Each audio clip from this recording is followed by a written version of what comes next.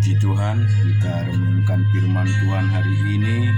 Kita baca dari Galatia pasal yang kedua.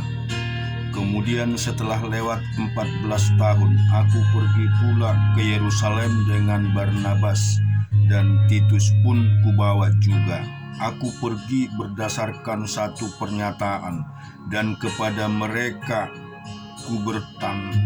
bentangkan Injil yang kuberitakan di antara bangsa-bangsa, bukan Yahudi, dalam percakapan tersendiri kepada mereka yang terpandang, supaya jangan dengan percuma aku berusaha atau telah berusaha. Tetapi kendati pun Tirus yang bersama-sama dengan aku adalah seorang Yunani, namun ia tidak dipaksa untuk menyunatkan dirinya. Memang ada desakan dari saudara-saudara palsu yang menyusup masuk, yaitu mereka yang menyeludup ke dalam untuk menghadang kebebasan kita yang kita miliki di dalam Kristus Yesus, supaya dengan jalan itu mereka dapat memperhambakan kita. Tetapi sesaat pun kami tidak mau mundur dan tunduk kepada mereka, agar kebenaran Injil dapat tinggal tetap pada kamu, dan mengenakan mereka yang dianggap terpandang itu. Bagaimana kedudukan mereka dahulu, itu tidak penting bagiku, sebab Allah tidak memandang muka. Bagaimanapun juga mereka yang terpandang itu tidak memaksakan sesuatu yang lain kepadaku, tetapi sebaliknya setelah mereka melihat bahwa kepadaku telah dipercayakan pemberitaan Injil untuk orang tak bersunat sama seperti mereka,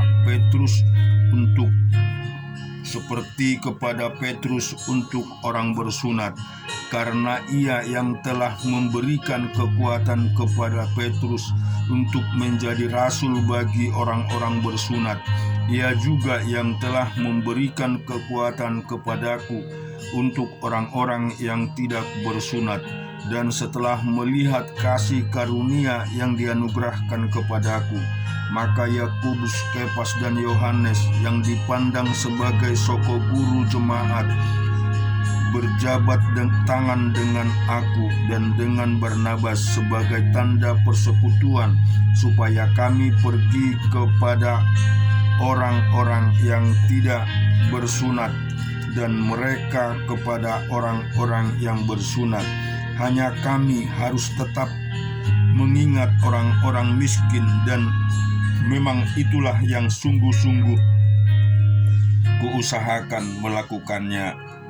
Tetapi waktu Kefas datang ke Antiokhia, aku berterang-terangan dan menentang sebab ia salah, karena sebelum beberapa orang dari kalangan Yakobus datang, ia makan sehidangan dan saudara-saudara yang tidak bersunat. Tetapi setelah mereka datang, ia mengundurkan diri dan menjauhi mereka, karena takut akan saudara-saudara yang bersunat, dan orang-orang Yahudi yang lain pun turut melakukan munafik dengan dia, sehingga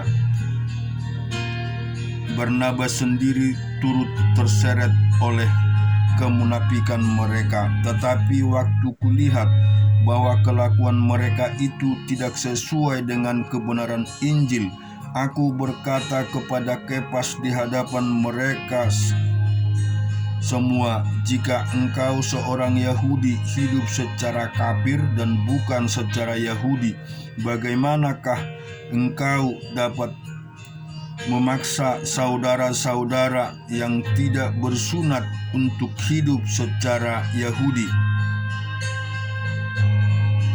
Menurut kelahiran kami adalah orang Yahudi dan bukan orang berdosa dari bangsa-bangsa lain.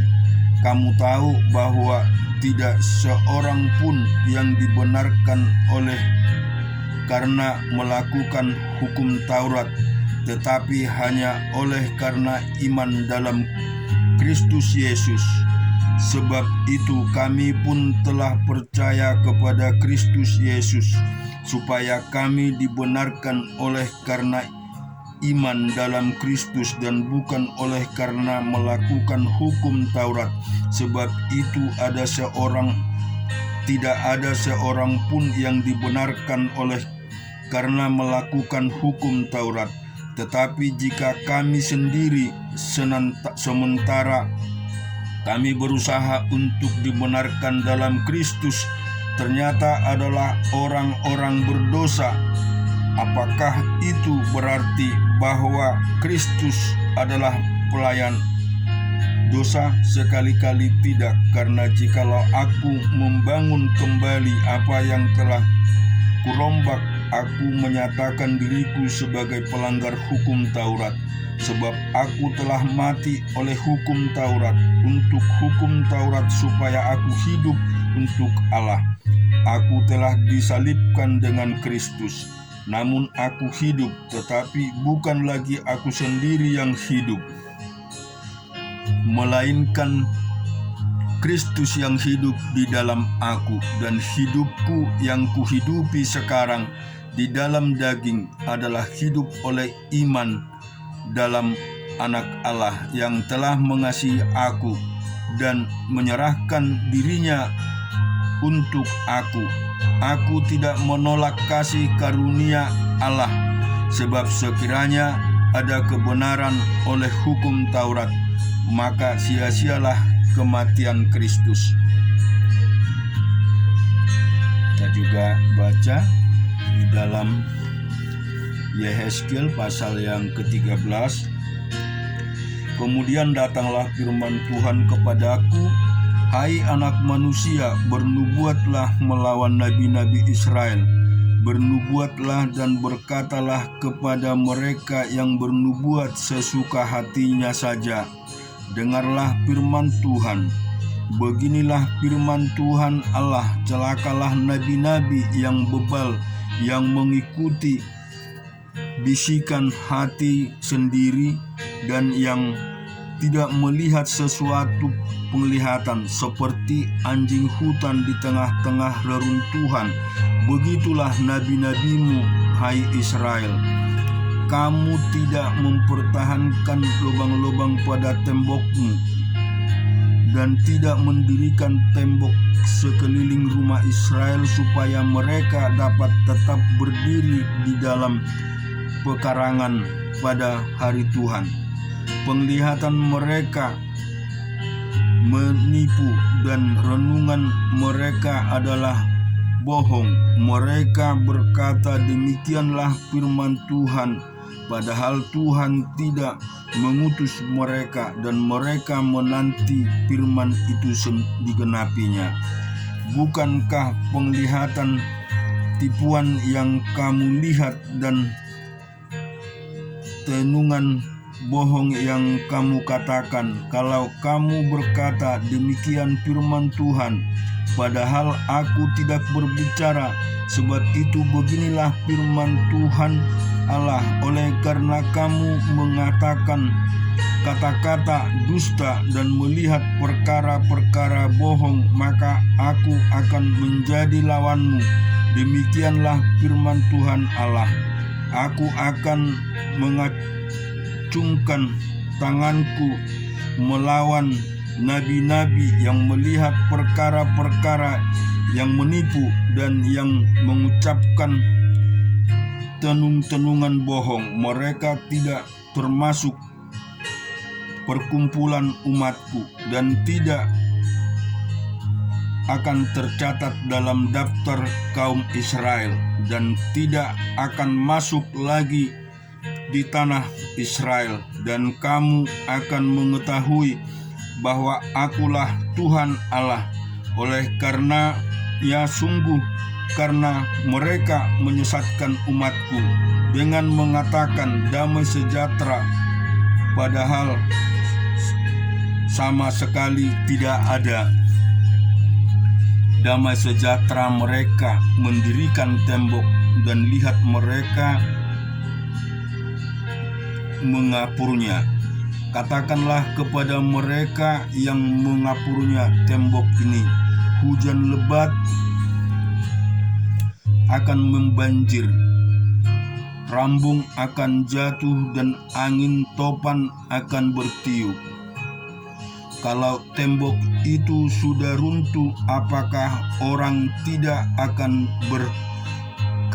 apakah orang tidak akan berkata kepadamu, di mana sekarang kamu kapur yang kamu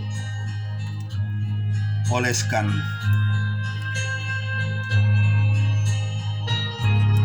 Oleh sebab itu, beginilah firman Tuhan Allah, di dalam amarahku aku akan membuat angin topan tertiup, dan di dalam murkaku hujan lebat akan membanjir, dan di dalam amarahku kurambun yang membinasakan akan jatuh. Dan aku akan meruntuhkan tembok yang kamu kapur itu dan merobohkannya ke tanah, supaya dasarnya menjadi kelihatan. Tembok kota itu akan runtuh dan kamu akan tewas di dalamnya, dan kamu akan mengetahui bahwa akulah Tuhan. Begitulah aku akan melampiaskan amarahku atas tembok itu dan kepada mereka yang mengapurnya, dan aku akan berkata kepadamu, lenyapkan temboknya dan lenyapkan orang-orang yang mengapurnya, yaitu nabi-nabi Israel yang bernubuat tentang Yerusalem dan melihat baginya satu penglihatan mengenai damai sejahtera, padahal sama sekali tidak ada damai sejahtera. Demikian firman Tuhan. Engkau anak manusia, tunjukkan mukamu kepada kaum perempuan bangsamu yang bernubuat sesuka hatinya saja, dan bernubuatlah melawan mereka.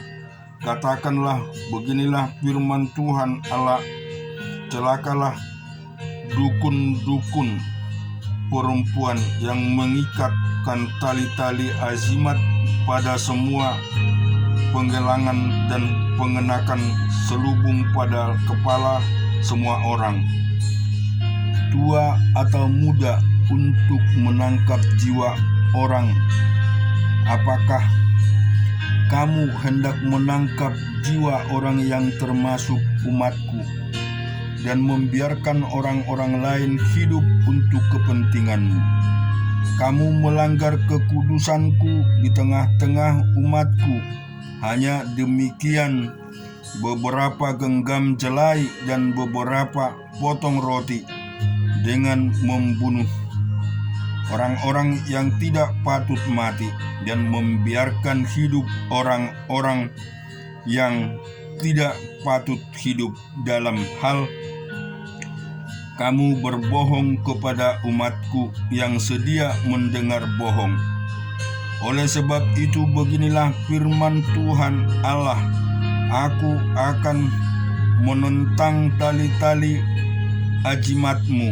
Dengan mata kamu menangkap jiwa orang, dan aku akan mengoyakkan dari tanganmu dan melepaskan seperti burung-burung orang-orang yang kamu tangkap. Aku akan mengoyakkan selalu selubungmu dan akan melepaskan umatku dari tanganmu, dan mereka tidak lagi menjadi mangsa di dalam tanganmu. Dan kamu akan mengetahui bahwa akulah Tuhan, oleh karena kamu melemahkan hati orang benar dengan dusta, sedang aku tidak mendukakan hatinya. Dan sebaliknya, kamu mengeraskan hati orang fasik, sehingga ia tidak bertobat dari kelakuannya yang fasik itu, dan kamu membiarkan dia hidup. Oleh sebab itu kamu tidak lagi melihat perkara-perkara yang menimpa dan mengucapkan tenunan bohong. Aku akan melepaskan umatku dari tanganmu, dan kamu akan mengetahui bahwa akulah Tuhan. Amin. Kita juga membaca di Ratapan pasal yang ketiga. Akulah orang yang melihat sengsara disebabkan cambuk murkanya. Ia menghalau dan membawa aku ke dalam kegelapan yang tidak ada terangnya. Sesungguhnya aku dipukulnya berulang-ulang dengan tangannya sepanjang hari. Ia menyusutkan dagingku dan kulitku, tulang-tulangku dipatahkannya. Ia mendirikan tembok sekelilingku, mengelilingi aku dengan kesedihan dan kesusahan. Ia menempatkan aku di dalam gelap, seperti hari yang sudah lama mati. Ia menutup segala jalan keluar bagiku. Ia mengikat aku dengan rantai yang berat. Walaupun aku memanggil-manggil dan berteriak minta tolong, tak didengarkannya doaku. Ia merintangi jalan-jalanku dengan batu pahat dan menjadikannya tidak terlalui. Laksana beruang ia menghadang aku, laksana singa dalam tempat persembunyian. Ia membelokkan jalan-jalanku, merobek-robek aku, dan membuat aku tertengung. Ia membidikkan panahnya, menjadikan aku sasaran anak panah. Ia menyusupkan ke dalam hatiku segala anak panah dari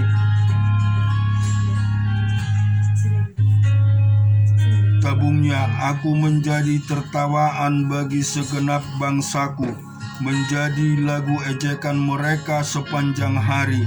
Ia mengenakan aku dengan kepahitan, memberi aku minum ipuh.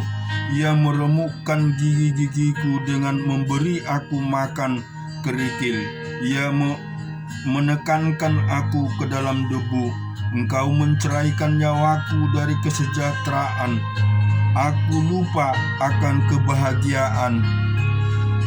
Sangkaku hilang, lenyaplah kemasyuranku dan harapanku kepada Tuhan. Ingat akan sengsaraku dan pengembaraanku, akan ipuh dan racun itu. Jiwaku selalu teringat akan hal itu dan tertekan dalam hatiku.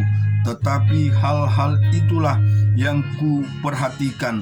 Oleh sebab itu aku akan berharap, tak berkesudahan kasih setia Tuhan, tak habis-habisnya rahmat-Nya, selalu baru tiap pagi.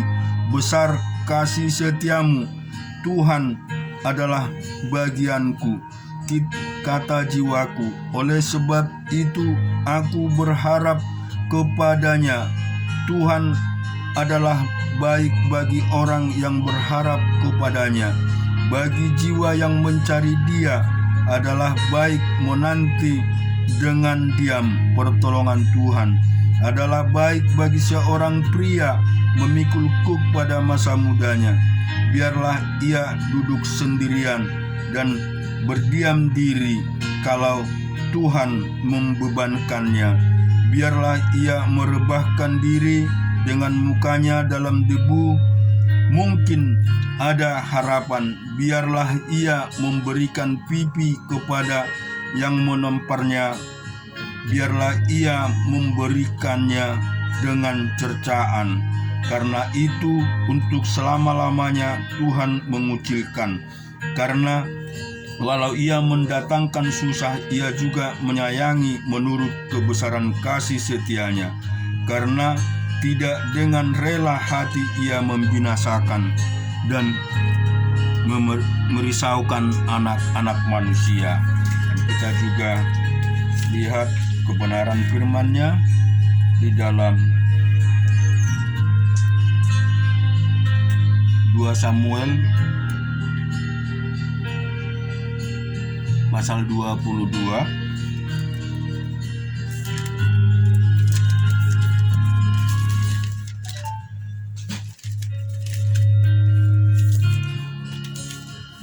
Daud mengatakan perkara nyanyian ini kepada Tuhan pada waktu Tuhan telah melepaskan dia dari cengkraman semua musuhnya dan dari cengkraman Saul. Ia berkata, "Ya Tuhan, bukit batuku, gunung kubuku, pertahananku dan penyelamatku, Allahku, gunung batuku, tempat aku berlindung, perisaiku, tanduk keselamatanku, kota bentengku, tempat pelarianku, juru selamatku, Engkau menyelamatkan aku dari kekerasan. Terpujilah Tuhan, seruku, maka aku pun selamat daripada musuhku. Sesungguhnya gelora-gelora maut telah mengelilingi aku.